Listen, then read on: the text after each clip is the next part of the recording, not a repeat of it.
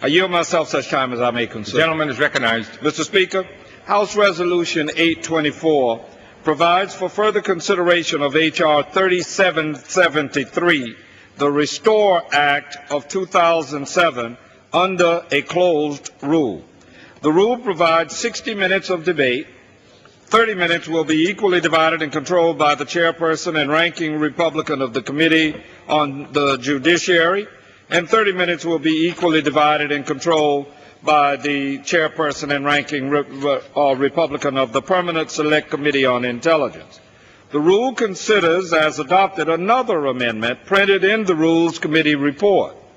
Mr. Speaker, with the resurgence of Al-Qaeda and an increasing global threat from weapons of mass destruction in places such as Iran, every single person in this body wants to ensure that our intelligence professionals have the proper resources they need to protect our nation.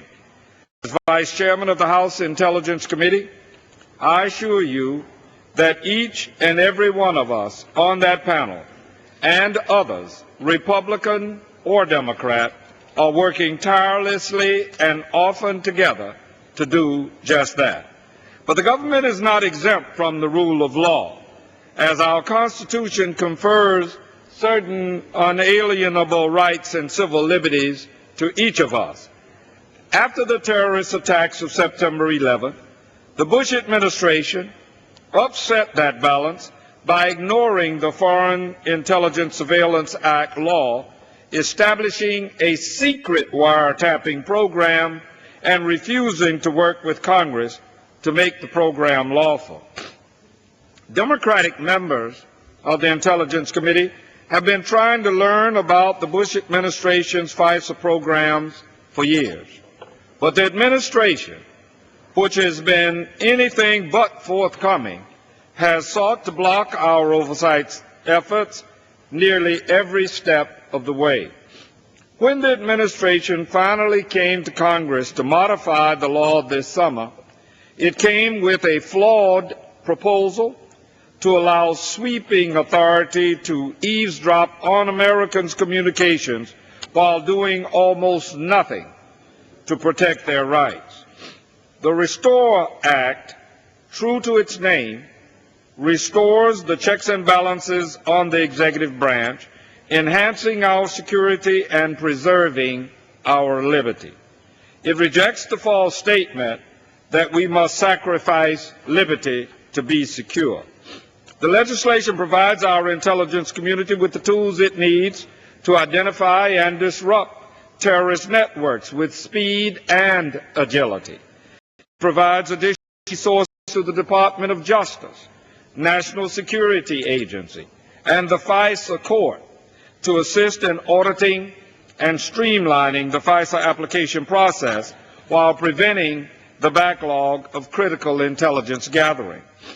The Restore Act prohibits the warrantless electronic surveillance of Americans in the United States, including their medical records, homes, and offices. And it requires the government to establish a record-keeping system to track instances where information identifying U.S. citizens is disseminated. This bill preserves the role of the FISA Court as an independent check on the government to prevent it from infringing on the rights of Americans. It rejects the administration's belief that the court should simply be a rubber stamp. Finally, the bill sunsets in 2009. This is a critical provision because it requires the constant oversight and regular evaluation of our FISA laws, actions which were largely neglected during the last 6 years of Republican control.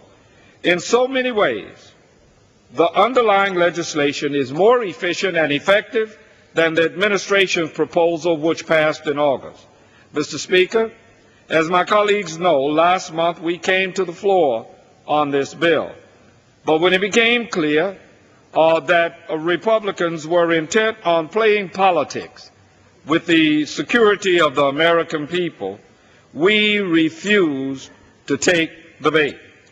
At that time, Republicans announced that they intended to call a motion to recommit of the bill that had no substantive base, was already addressed in the bill and in current law, and was designed to delay consideration of this important intelligence tool. Their reasoning was disingenuous. Their motives were absolutely political. And as a result, Democrats refused to partake in their game of political theater. If the House does not pass this bill today because of Republican obstructionism, then it will be abundantly clear that the minority and the administration are willing to put politics in front of the safety of the American people. We are back today, and we'll continue to come back to the House floor however many times it takes to give our men and women in the intelligence community the tools that they need to do their jobs and keep America safe while also preserving our civil liberties. This is a balance that is not only difficult, but absolutely critical. I urge my colleagues to vote yes on the rule and yes on the underlying legislation. And, Mr. Speaker, I reserve the balance of my time. Gentleman reserves